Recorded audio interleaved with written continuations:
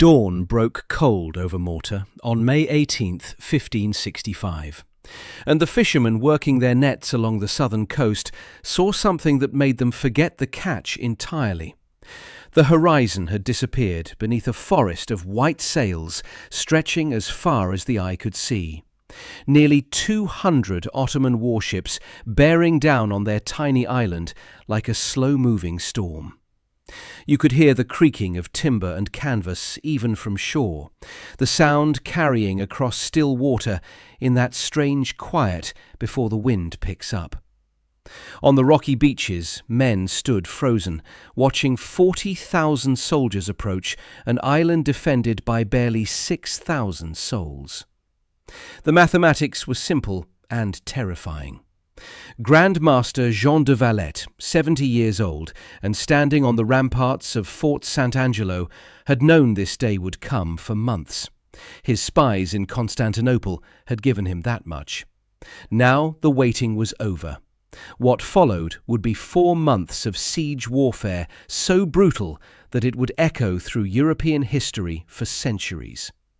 A test of whether faith and stone walls could hold against the most powerful empire on earth.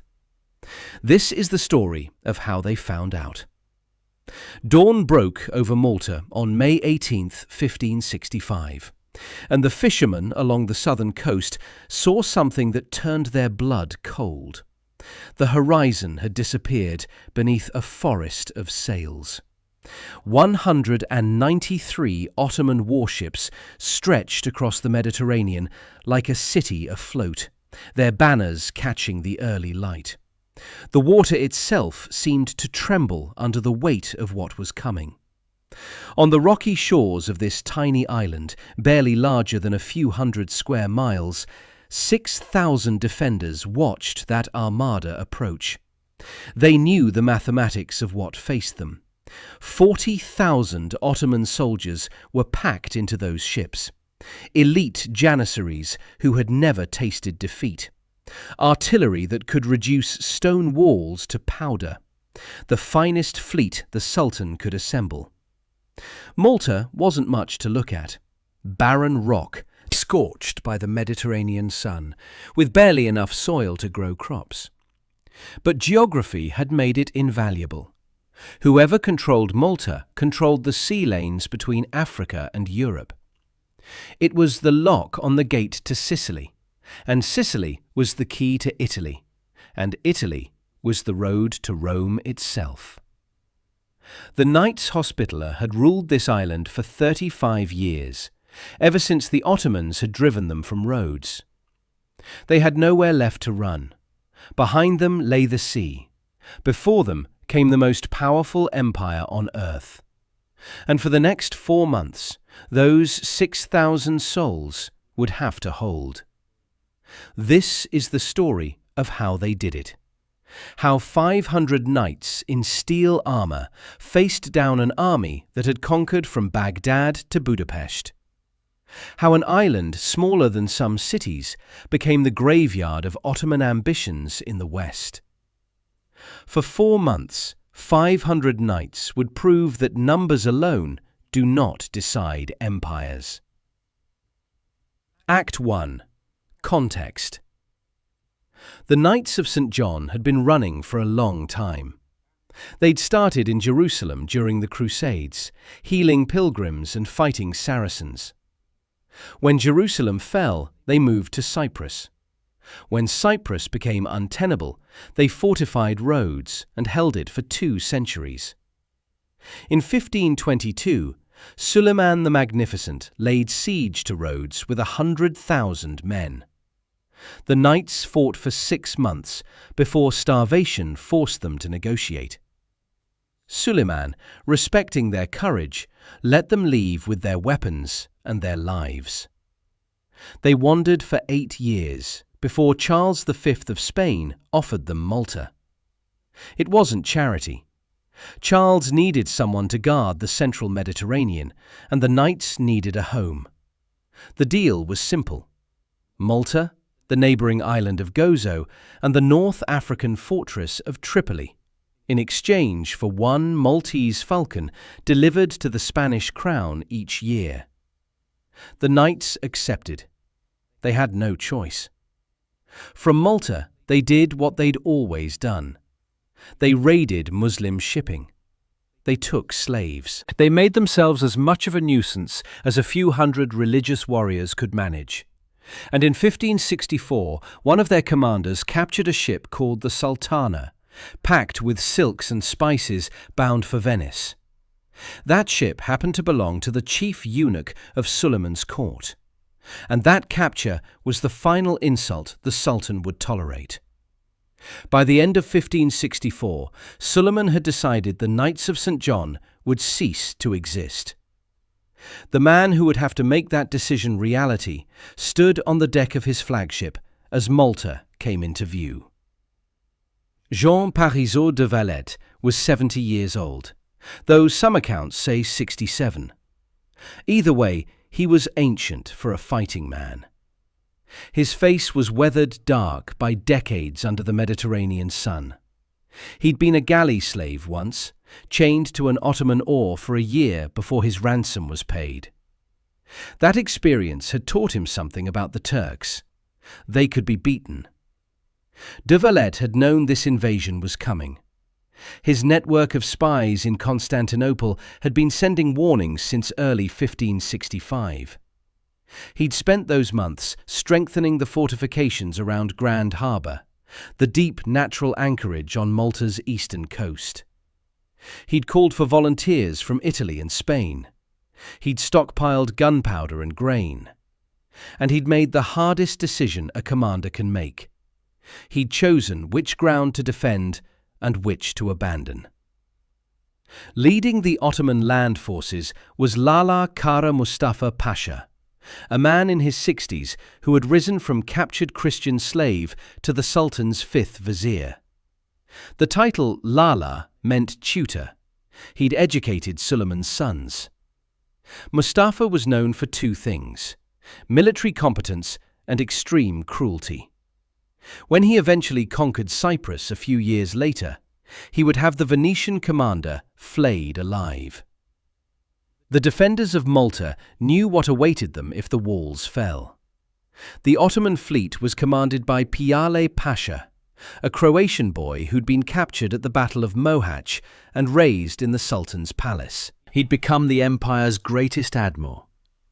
5 years earlier, in 1560, Pijale had ambushed a Christian fleet off the island of Jerba and destroyed it in hours.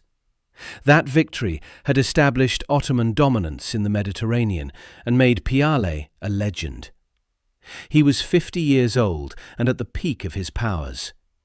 And then there was Dragut, Turgut Reis in Turkish. The old corsair was 80 years old, though he moved like a man half that age. They called him the drawn sword of Islam.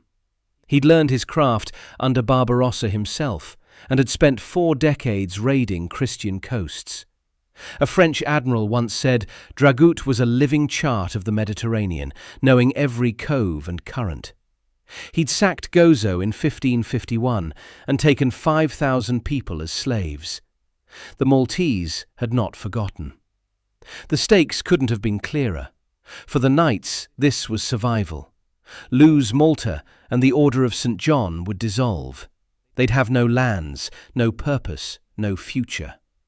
Their 300-year history would end in blood and fire on this rock. For Spain, Malta was the shield that protected Sicily. If Sicily fell, Naples would be next, and then Rome itself. King Philip II understood this. So did Queen Elizabeth I of England, who wrote that if Malta fell, no one could predict what peril might follow to the rest of Christendom. For Suleiman, this was about finishing what he'd started at Rhodes. The knights were a thorn that had festered for 40 years. They disrupted trade, captured Muslim pilgrims, and represented everything the Sultan despised about Christian military orders. Malta would be their tomb. But there was a larger calculation. The Ottoman Empire had been expanding westward for 2 centuries.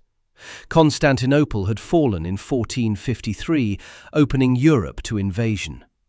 Egypt had been conquered in 1517, giving the Ottomans control of the eastern Mediterranean. Rhodes fell in 1522. Algiers became an Ottoman protectorate in 1518. Every decade, the Sultan's reach extended further. Malta was the next logical step. After Malta would come Sicily. After Sicily, the Italian peninsula. The road to Vienna ran through this island. The Ottomans had assembled one of the largest invasion forces since antiquity. 40,000 men, though the exact number varies depending on which contemporary source you trust. De Valette himself estimated between 30 and 40,000 fighting men. The fleet carried 6,000 elite janissaries, Christian boys taken as children, converted to Islam, and trained as the Sultan's personal infantry. They were the finest soldiers in the world, disciplined and fanatical. 9,000 Sipahi cavalry, though cavalry would be nearly useless on this rocky island. 10,000 volunteers and adventurers seeking glory or plunder. 4,000 servants and support personnel, and thousands more whose numbers were never recorded.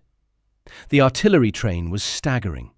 The Ottomans brought massive siege guns, including basilisks that could hurl 160-pound stone balls, culverins that fired 60-pound shot, dozens of smaller cannons.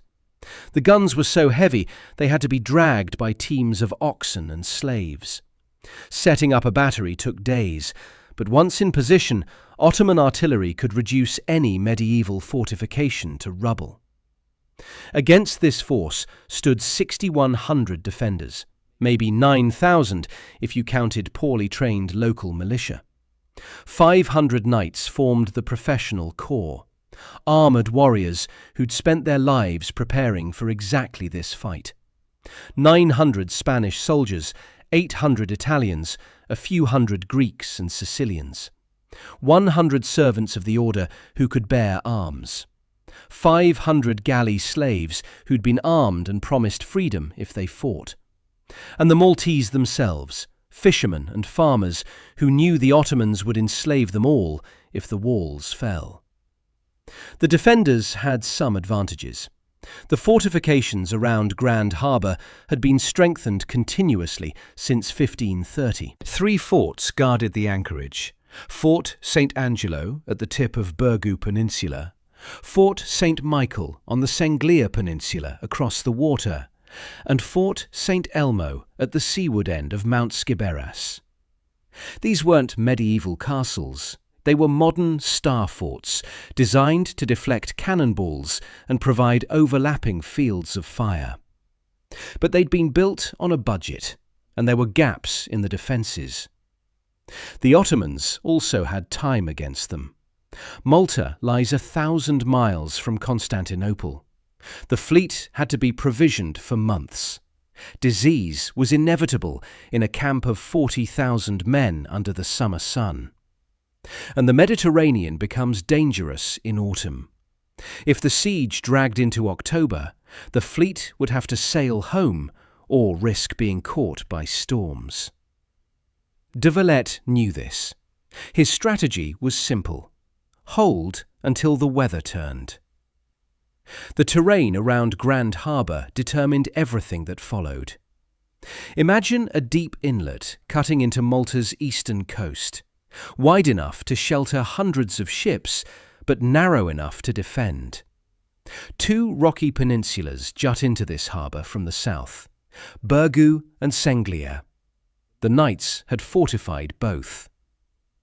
Birgu was the larger of the two, with Fort St. Angelo at its tip, a medieval castle upgraded with Renaissance bastions.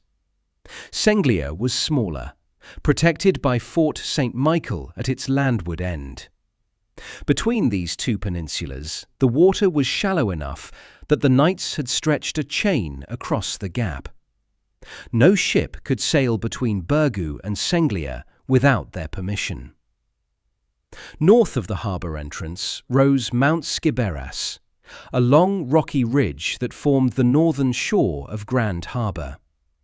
This was the problem.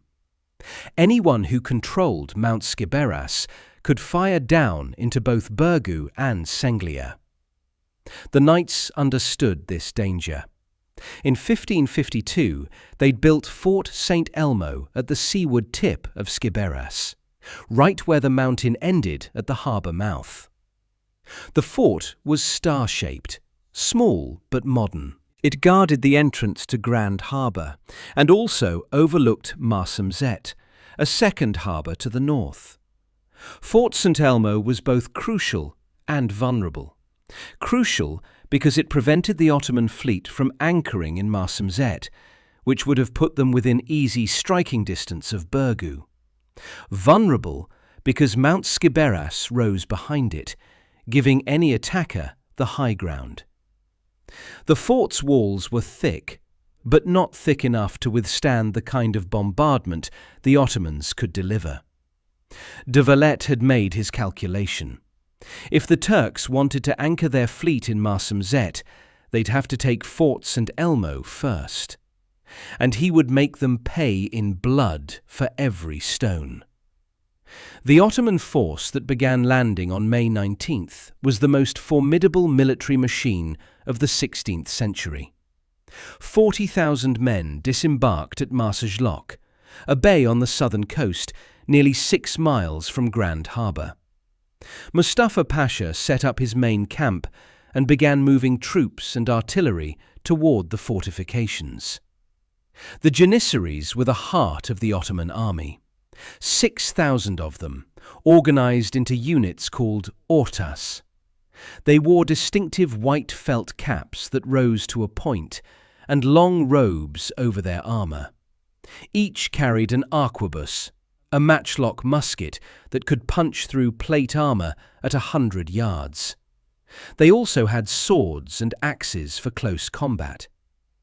The Janissaries were forbidden to marry, forbidden to own property, forbidden everything except war. They were the Sultan's household troops, and their loyalty was absolute. Supporting them were 9,000 Sipahi cavalry, though on Malta's rocky terrain they would mostly fight on foot. Thousands of irregular troops, some volunteers seeking paradise through holy war, others adventurers attracted by the promise of plunder. And the engineers and artillerymen, specialists who knew how to dig trenches, build earthworks, and position siege guns for maximum effect. The Ottoman artillery was the finest in the world. Their largest gun, a basilisk, weighed several tons and required a massive wooden platform to absorb the recoil. It could hurl a 160-pound stone ball over a mile. The sound of it firing could be heard across the entire island. They also brought culverins, long-barreled cannons that traded shot weight for range and accuracy. Dozens of smaller pieces, mortars that could lob explosive shells over walls. The Ottomans had been perfecting siege warfare for 2 centuries. They knew their business. The defenders had numbers written down in the order's careful records. 500 knights, divided by Langues, the language groups that organised the order. The Langues of Provence, of Auvergne, of France, of Italy, of Aragon, of Castile, of Germany, of England. Each langue had its assigned position in the defences. The Spanish knights, the largest contingent, held key bastions. The Italians supported them. The French and Provençals manned Fort St. Elmo's walls. 900 Spanish soldiers had arrived in recent months, professional infantrymen sent by King Philip. 800 Italians. A few hundred Greeks and Sicilians. These were experienced fighters, men who understood pike and musket tactics. They wore breastplates and helmets, carried arquebuses or crossbows, and knew how to hold a wall under fire. The Maltese militia numbered in the thousands, but most were untrained. Farmers and fishermen given pikes and told where to stand. They would prove braver than anyone expected. The knights themselves wore full-plate armour despite the Mediterranean heat. Steel from head to foot, articulated to allow movement. Over the armour they wore a tabard, a sleeveless garment bearing the 8-pointed white cross of the Order on red fabric. The cross made them easy to identify in combat. It also made them targets. Their weapons were the tools of 16th century warfare. Swords for close combat. Pikes 18 feet long for holding formations. Arquebuses and crossbows for ranged killing. And the real weapon, artillery. The defenders had concentrated their heavy guns in Fort St. Elmo and Fort St. Angelo. Not as many as the Ottomans, but positioned where they could do the most damage. De Valette had prepared the island as best he could. Every crop had been harvested, even grain that wasn't ripe yet. The Ottomans would find nothing to eat except what they brought with them. Every well outside the fortifications had been poisoned with bitter herbs and dead animals. The Turks would have to dig new wells or ship water from Sicily. These were delaying tactics, small obstacles meant to slow and frustrate an overwhelming force. The Grand Master had also prepared something more subtle. Inside the walls of Fort St. Angelo, Maltese masons had created false sections of masonry. Behind these sections sat cannon, hidden from view. When the time came, the false masonry could be knocked away and the guns run out, taking any attacker completely by surprise. This was the kind of innovation born from desperation. On the night of May 18th, as the Ottoman fleet lay at anchor in Marsakhlok, a debate took place in Mustafa Pasha's tent that would determine the course of the entire siege. Piale Pasha, the admiral, wanted to anchor the fleet in Marsamjet harbour, north of Grand Harbour. This would put the ships closer to the action, protected from the southern Sirocco winds that could scatter a fleet. It was the logical naval decision. Mustafa disagreed. Anchoring in Marsamjet meant reducing Fort St. Elmo first. The fort's guns commanded the harbour entrance. No ship could pass safely with St. Elmo's artillery firing down on it. Mustafa looked at the small star fort and made a calculation. His engineers estimated it would fall in 3, maybe 4 days. A week at most. The fort's garrison was tiny. Its walls were new, but not particularly thick. Once St. Elmo fell, the fleet could anchor safely, and the real siege of Birgu and Senglia could begin. Piale argued that this was exactly what the defenders wanted. St. Elmo was a diversion. The real fortifications were at Birgu. Better to ignore St. Elmo, march inland and seize Medina, the old capital in the centre of the island. From Medina, they could dominate the entire island and starve out the coastal forts. The argument went back and forth. Finally, Mustafa's view prevailed. Fort St. Elmo would fall quickly. Then nothing would stand between them and victory. It was a fatal miscalculation. What Mustafa didn't know was that de Valette had been counting on exactly this decision. The Grand Master had gambled that Ottoman naval concerns would override tactical sense. He'd reinforced St. Elmo with 150 knights and 600 soldiers. He'd moved half his heavy artillery into the fort. And he'd given the garrison one order: hold as long as humanly possible. Fort St. Elmo wasn't meant to win the siege. It was meant to buy time. Every day the Ottomans spent battering that small fort was a day the Spanish might send reinforcements. A day closer to autumn storms. a day the Sultan's elite janissaries spent dying instead of assaulting the real defences at Birgu. The Ottomans began setting up their siege lines on May 21st. Trenches snaked across the rocky ground, dug by thousands of labourers working in shifts. Earthwork batteries rose on Mount Skiberas, positioned to fire down into Fort St. Elmo. Guns were hauled into place, massive bronze tubes that took teams of men to position. The Turks worked with the efficiency of long practice.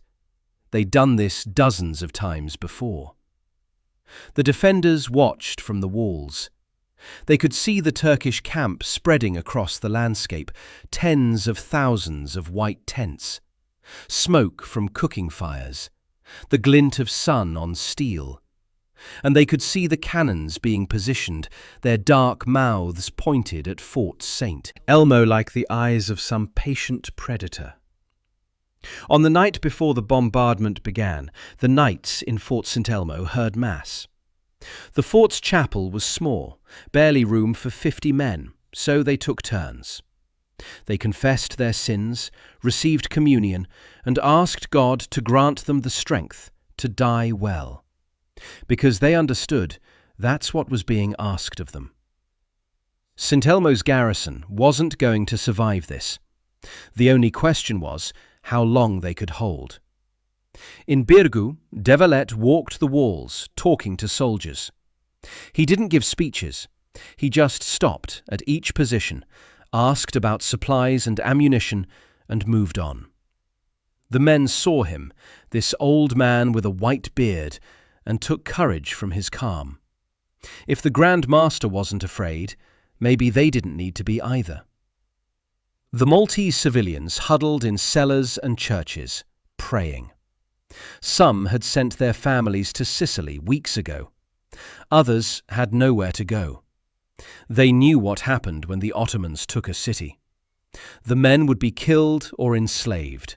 The women and children would be sold in the slave markets of Constantinople. Their island would become a launching point for invasions of Sicily and Italy. Everything they knew would end.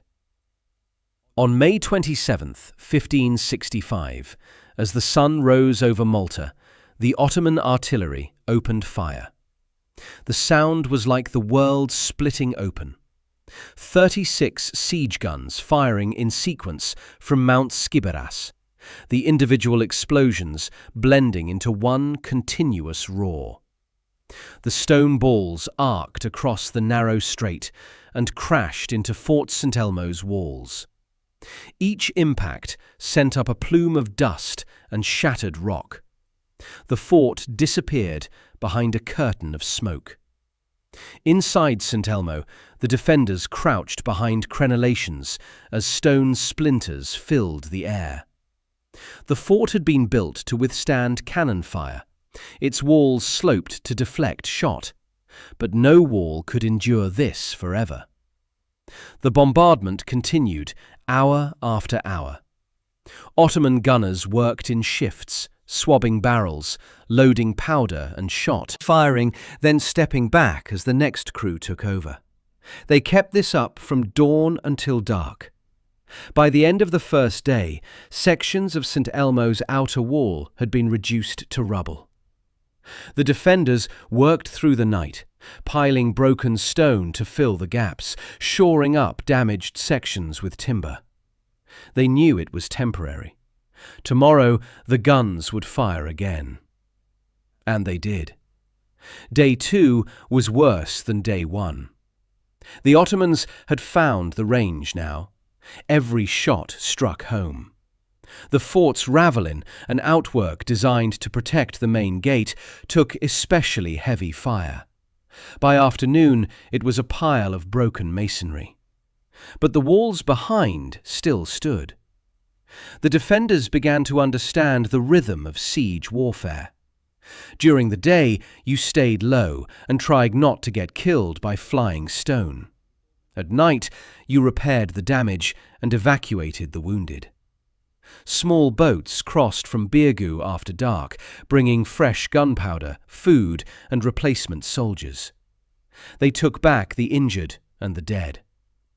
This nightly exchange became the garrison's lifeline. De Valette had promised the garrison they only needed to hold until reinforcements arrived from Sicily. Everyone knew Garcia de Toledo, the Spanish viceroy, was assembling a relief force. The question was whether St. Elmo could last until they arrived. The Ottoman engineers had estimated 3 days. It had already been 5. On May 31st, the siege entered a new phase. Dragut arrived from Tripoli with 1,600 reinforcements and 15 galleys. The old corsair surveyed the siege lines and immediately saw the problem.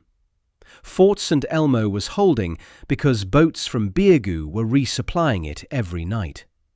Those boats crossed between St. Elmo and Fort St. Angelo, using the darkness to avoid Ottoman fire. Dragut ordered new batteries built on the north side of Marsamxet harbour, positioned to fire across the water at the supply boats. Within days, those guns made the nightly crossing a death run. Boats were hit and sank with their crews. Others turned back. The defenders in St. Elmo found themselves increasingly isolated. Dragut also realized that the bombardment wasn't intense enough. He positioned his own artillery to create a crossfire, guns hitting the fort from multiple angles simultaneously.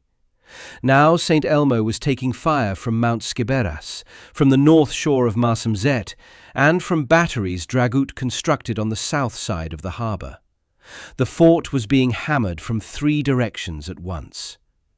The defenders endured a week of this intensified bombardment.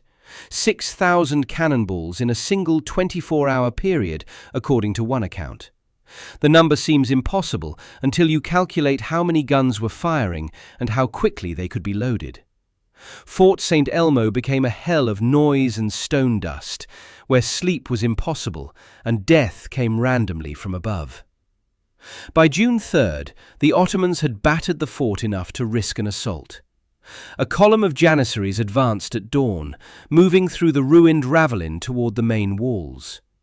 They carried scaling ladders and fought with the disciplined fury that had made them legendary. The defenders met them with arquebus fire and rocks. Men grappled on the walls. The janissaries gained a foothold in the ditch surrounding the fort and couldn't be dislodged. That night, the defenders sent a message to de Valette. Fort St. Elmo was becoming untenable. The walls were breached in multiple places. The janissaries held positions inside the outer defences. The garrison was exhausted. They requested permission to sortie out and die fighting rather than be overwhelmed in the ruins. De Valette's response was brutal and calculating. He couldn't afford for St. Elmo to fall yet. Every day it held was a day closer to relief. He sent back a message saying that if the garrison felt unable to hold their position, he would send replacements. The implication was clear. You've been branded cowards. The defenders, stung, resolved to hold to the last man. On June 17th, during another day of bombardment, one of the Turkish guns misfired. The barrel exploded, killing the gun crew instantly. But before it exploded, the cannon had fired, and that ball struck the top of a parapet on Mount Skiberas, where the senior Ottoman commanders were observing the siege. The impact sent rock fragments flying in all directions. One of those fragments struck Dragut in the head. The 80-year-old corsair collapsed. His men carried him from the field, bleeding from the skull. For 6 days he lingered, unconscious or delirious. On June 23rd, he died. The siege lost its most experienced commander at the moment when his expertise was most needed. That same day, the Ottomans launched their final assault on Fort St. Elmo. 8,000 men attacked in waves. janissaries and volunteers throwing themselves at the broken walls. The defenders, numbering perhaps 300 who could still fight, held them for 7 hours. When the Ottomans finally overwhelmed the last defenders, they found themselves standing in a ruin filled with corpses. The garrison had held for 31 days. Of the 150 knights who'd manned those walls at the start, only 9 survived, and those only because Dragut's corsairs captured them before the janissaries could kill them. 600 soldiers were dead. Fort St. Elmo, which Ottoman engineers had estimated would fall in 3 days, had cost the Sultan 4,000 men. Half of his elite janissaries were dead or wounded, and the siege had barely begun. Mustafa Pasha, consumed with rage at the cost, ordered the bodies of the dead knights beheaded. The corpses were nailed to wooden crosses and floated across Grand Harbour toward Fort St. Angelo. It was psychological warfare, meant to terrify the defenders. It had the opposite effect. De Valette watched those floating bodies arrive. Then he ordered every Turkish prisoner in Birgu brought to the walls. They were beheaded, their heads loaded into cannons and fired back at the Ottoman lines. The message was clear. No quarter would be asked or given. This would be a fight to extermination. The fall of Fort St. Elmo opened Marsamzet harbour to the Ottoman fleet. Piale anchored his ships and began landing more artillery. But the strategic situation hadn't fundamentally changed. Mustafa still had to take Birgu and Senglia, and those fortifications were far stronger than St. Elmo had been. The siege entered its second phase. Through July, the Ottomans repositioned their artillery. The massive guns that had pounded St. Elmo were dragged across rocky ground and set up in batteries surrounding Birgu and Senglia. Eventually, 65 siege guns ringed the two peninsulas. The bombardment, when it began, was the heaviest sustained fire of the entire 16th century. Contemporary accounts claim 130,000 cannonballs were fired during the Siege of Malta. Most of those fell on Birgu. The defenders endured this because they had no choice. The walls were thick, the bastions designed to absorb punishment. But no fortification is impregnable. Slowly, section by section, the walls were being demolished. The Ottomans concentrated their fire on key bastions, trying to create a breach wide enough for an assault column to enter. On July 15th, Mustafa launched a coordinated attack from both land and sea. It was brilliantly planned. While janissaries assaulted Birgu's landward walls, 80 boats packed with soldiers would row across Grand Harbour and assault Senglia from the water. The defenders would be caught between two forces and overwhelmed. A defector from the Turkish camp warned de Valette about the seaborne assault hours before it happened. The Grand Master had just enough time to construct a wooden palisade along the Senglia waterfront. When the Turkish boats came rowing across the harbour, packed with janissaries and North African troops, they expected to land unopposed. Instead, they found a wall bristling with arquebuses. And then they found something worse. Hidden at the base of Fort St. Angelo was a battery of 5 cannons positioned at sea level, built specifically to fire across the harbour at point-blank range. Commander Chevalier de Giral had constructed this battery weeks earlier, anticipating exactly this scenario. As the Turkish boats closed to within 200 yards, those 5 cannons opened fire. 2 salvos, that's all it took. Chain shot and grape shot at point-blank range. The boats shattered. Men screamed as they tumbled into the water, dragged down by their armour. Of the 80 boats, only one made it back to the Ottoman shore. More than 800 Janissaries drowned in Grand Harbour that afternoon.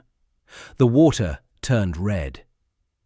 The simultaneous land assault on Birgu failed when relief forces managed to cross from Senglia on a floating bridge the defenders had constructed. The Ottomans withdrew, having lost over 1,000 men in a single afternoon.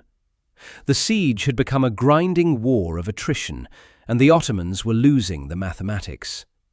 By August, conditions in the Ottoman camp had deteriorated. Disease was spreading. Dysentery killed more men than Christian guns. The intense summer heat made the siege lines unbearable. Soldiers were dying of thirst despite digging wells. Food supplies were running low, and the Janissaries, the empire's finest troops, had been bled white. Of the 6,000 who'd landed in May, perhaps half remained fit for combat. Mustafa knew he needed a decisive victory soon. He ordered the construction of siege towers, massive wooden structures 40 feet high that could roll up to the walls and drop drawbridges onto the ramparts. Armoured with hides to resist fire, equipped with cannons in their upper levels, these towers represented the Ottomans' best chance to get troops onto Birgu's walls in sufficient numbers to overwhelm the defenders. The defenders watched these towers being built and understood what they represented. Once those towers reached the walls, the battle would become a melee, and numbers would matter more than fortifications. De Valette prepared a countermeasure. When the towers began their slow advance toward the walls, defenders aimed not at the towers themselves, but at the ground beneath them. Siege engines moved on wheels or rollers, which meant they needed relatively level ground. The defenders had identified the route the towers would take. At night, they sent out teams to remove stones from the walls at ground level, creating firing ports. As the first tower approached, defenders knocked away the concealing masonry and ran out cannons loaded with chain shot. At point-blank range, they fired into the base of the tower, targeting the wheels and support structure. The tower shuddered, tilted, and collapsed. The second tower suffered the same fate. Ottoman soldiers trapped inside burned when defenders threw fire pots into the wreckage. On August 7th, the Ottomans breached the walls of Birgu. A mine packed with gunpowder exploded beneath the bastion of Castile, blowing a gap in the fortifications.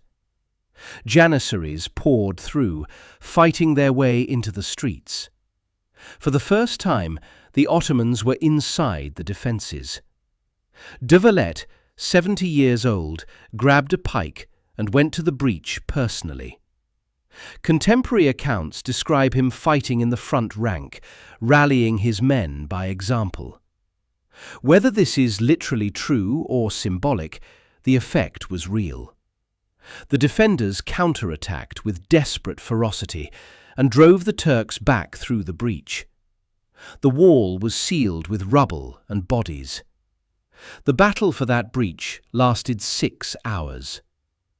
When the Ottomans finally withdrew, they'd lost hundreds of men for no gain. The psychological impact was devastating. The Janissaries had fought their way inside the city and been thrown back. If they couldn't hold a breach, how could they ever take Birgu? Between August 19th and 21st, Mustafa ordered another massive assault. This one lasted 3 days and nights. The Ottomans attacked in shifts, keeping constant pressure on the walls. Defenders fought until they collapsed from exhaustion, then were replaced by fresh troops from the reserve. The streets of Birgu ran with blood. Corpses piled up in the breaches until they formed ramps the attackers could climb. On the afternoon of the 21st, at the height of the assault, something unexpected happened. A small force of cavalry from the Medina garrison, perhaps 60 knights and soldiers, sortied out and attacked the Ottoman camp. They weren't trying to break the siege, they were just raiding the Turkish rear, burning tents and killing camp followers. But Mustafa, exhausted and paranoid, thought this was the vanguard of the Spanish relief force. He ordered a general withdrawal from the breaches to reposition his army. By the time he realized his mistake, the defenders had sealed the gaps and reinforced the walls.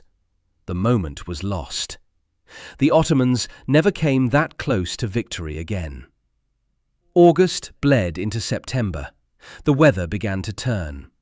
Mediterranean summers are brutal, but Mediterranean autumns can be dangerous for fleets at anchor.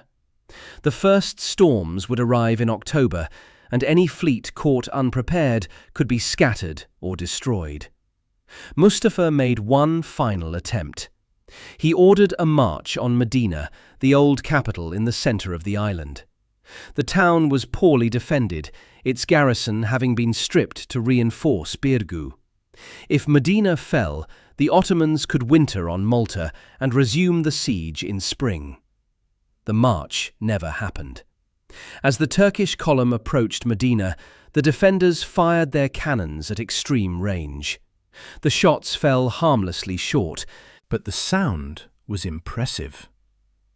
The Ottoman soldiers, already demoralized by months of futile assaults, decided this meant Medina was well supplied with ammunition and had troops to spare. The advance halted. The troops withdrew. The psychological war had been won by the defenders. By September 8th, the Ottoman artillery was being loaded back onto ships. The siege was over. In 4 months of fighting, the Ottomans had lost perhaps a third of their army. Accounts vary wildly, but somewhere between 10,000 and 30,000 Ottoman soldiers died at Malta. Disease killed more than combat. The flower of the Janissary Corps was gone, and they had nothing to show for it except thousands of graves. On September 7th, the relief force arrived. Garcia de Toledo landed 8,000 Spanish and Italian troops at St. Paul's Bay on the northern coast of Malta. The force was smaller than de Valette had hoped, delayed by politics and logistics. But it was enough. The Spanish troops, fresh and eager, saw smoke rising from burning villages across the island. As they marched south, they encountered retreating Ottoman columns. The Spanish knights, seeing the devastation the Turks had inflicted on Malta, charged without waiting for orders. What had been an orderly withdrawal became a rout. Mustafa tried to maintain discipline, but his army was finished. Soldiers who'd endured months of siege warfare, disease, and constant casualties weren't going to stand and fight a fresh enemy for no purpose. The Turkish troops broke and ran for the ships. On September 11th, the Spanish caught up with the main Ottoman column near the beaches. What followed was less a battle than a slaughter. Ottoman soldiers trapped between the Spanish on one side and the sea on the other died in thousands. The survivors scrambled onto boats, abandoning their supplies, their wounded, even their artillery. By September 13th, the last Ottoman ship had sailed. The siege was over. The battlefield de Valette surveyed was a wasteland.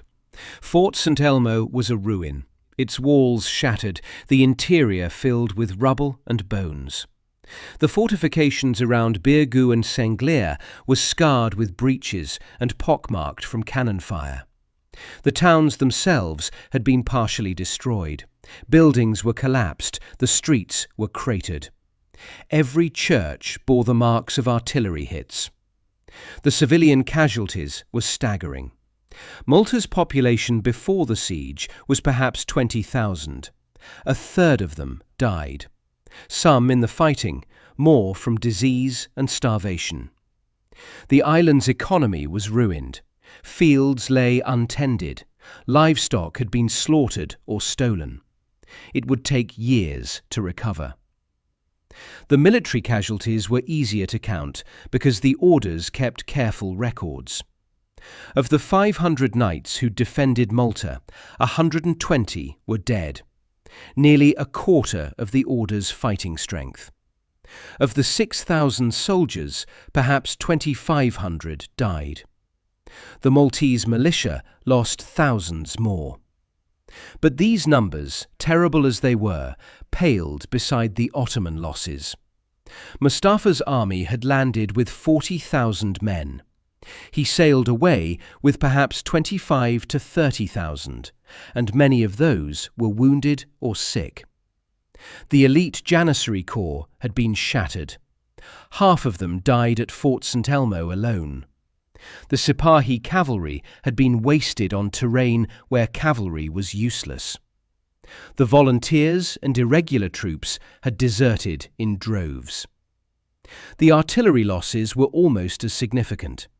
The Ottomans had dragged dozens of massive siege guns across the Mediterranean. When the retreat became a rout, those guns were abandoned. Too heavy to load quickly, too valuable to spike and destroy, they were simply left behind. The defenders recovered Ottoman artillery that would defend Malta for the next century. De Valette himself had survived without serious injury, though he'd fought on the walls multiple times. His leadership throughout the siege had been remarkable. He'd maintained discipline, managed supplies, made the right decisions at crucial moments, and inspired his men through personal example. When the siege ended, he was the most famous man in Europe. Pope Pius IV offered him a cardinal's hat. De Valette refused. Accepting would have made him subject to Rome's authority, and the Grand Master valued the order's independence too much. Instead, he focused on rebuilding. Within months, de Valette commissioned the construction of a new city on Mount Skiberas, the same ground where Ottoman artillery had bombarded Fort St. Elmo. It would be a fortress city, designed from scratch to resist any future siege. On March 28, 1566, de Valette laid the foundation stone with his own hands. The city would be named Valletta in his honour. He never saw it completed. De Valette died on August 21, 1568, possibly from a stroke. Some accounts say he died of grief. His daughter had been murdered by her jealous husband just 10 days earlier. He was 73 years old. His body was laid to rest in the Church of St. John, and later moved to the crypt of the cathedral that bears the saint's name. Mustafa Pasha returned to Constantinople expecting execution. The loss was too great, the humiliation too complete. But Suleiman, perhaps recognizing that Mustafa had done everything possible with the forces available, spared him. Mustafa would command Ottoman armies again, eventually becoming Grand Vizier briefly before his death in 1580. Piale Pasha remained admiral and would rebuild the Ottoman fleet after the disaster at Lepanto 6 years later. He died in 1578, still in the Sultan's service. The corpses that littered Malta's battlefields were buried in mass graves. There were too many for individual burial. The Ottomans who died at Fort St. Elmo were interred where they fell. The site became a Turkish cemetery, and for centuries afterward, bones would surface whenever construction disturbed the ground. Malta received an outpouring of support from Christian Europe. Money poured in to rebuild the fortifications. Volunteers arrived to join the order. The siege had made the Knights of St. John legendary. For the first time in decades, young noblemen across Europe wanted to join the order again. The island itself changed. Before the siege, Malta had been a backwater, a poor island with a small population.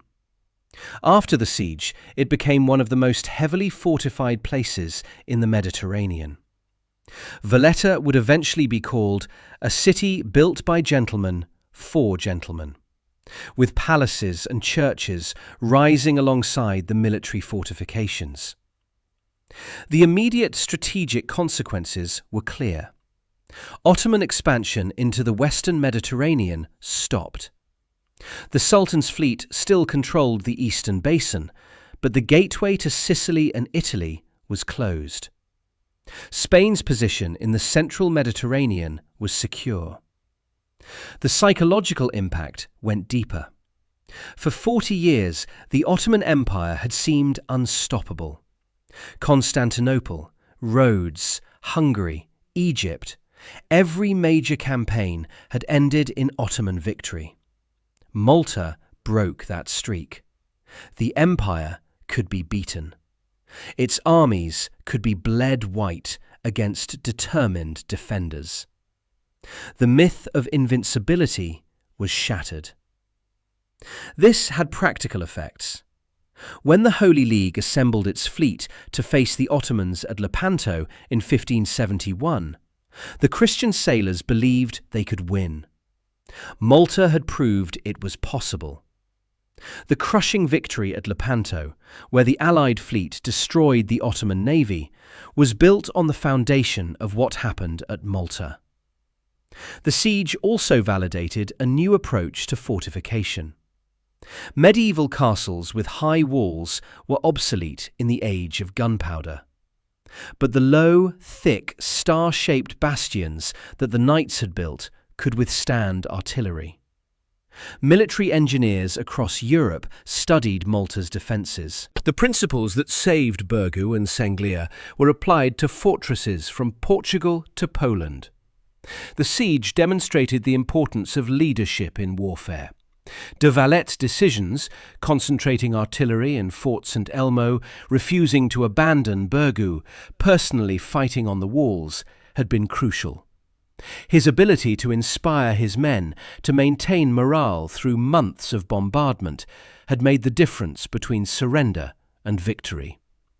It also showed the limits of numerical superiority.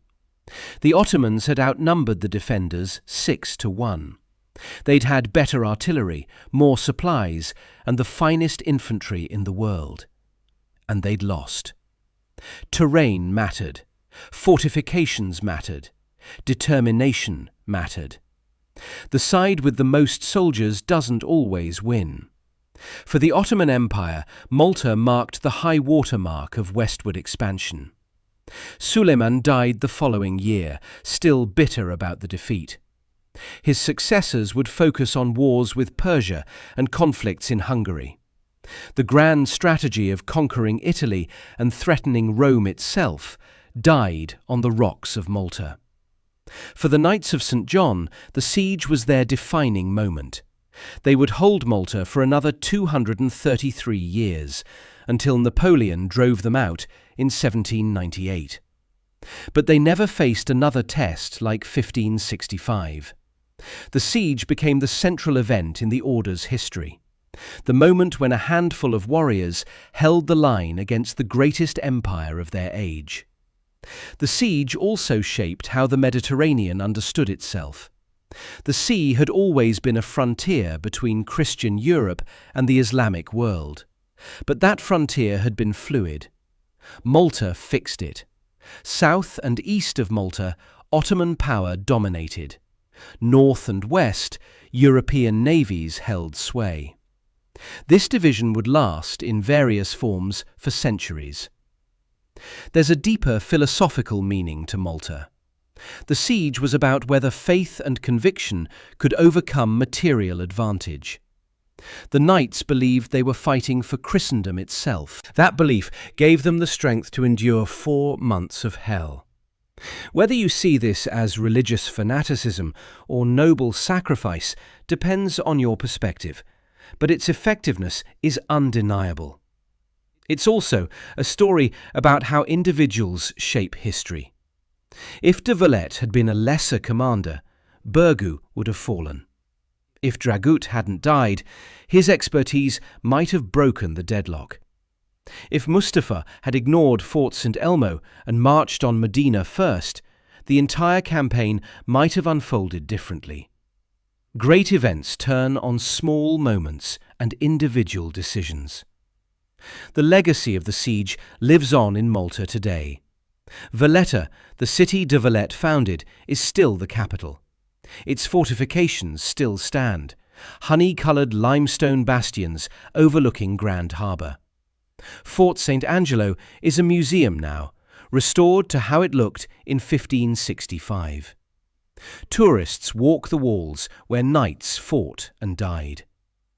Every September 8th, Malta celebrates Victory Day, commemorating both the Great Siege and the island's survival during World War II, when it endured another brutal siege. The connection between the two events is explicit. Malta has always been about holding out against overwhelming odds. The harbour where Ottoman boats sank is now filled with yachts and cruise ships. The ground where janissaries charged the walls is covered with buildings. But the memory remains. Malta is a living monument to the siege, a place where the 16th century is still visible in the architecture and the city plan. Centuries later, you can stand on the bastions of Valletta and look across Grand Harbour to where Fort St. Elmo once stood. The fort was rebuilt, stronger than before, and it survived everything history threw at it afterward. The view is much the same as it was in 1565. Blue water, stone fortifications, and the African coast just visible on the southern horizon. That horizon is where the Ottoman ships appeared on that May morning, 460 years ago. The fishermen who saw them coming are long dead. The knights who held the walls are dust. But what they achieved remains. They proved that sometimes the smaller army wins, sometimes the defenders hold. Sometimes 6,000 men can stand against 40,000 and prevail. Malta stands as their monument. So that's how the story ends, my friends. You're still here, aren't you? If you've made it this far, something about this story touched you in some way. Now let me share what Malta really teaches us about our own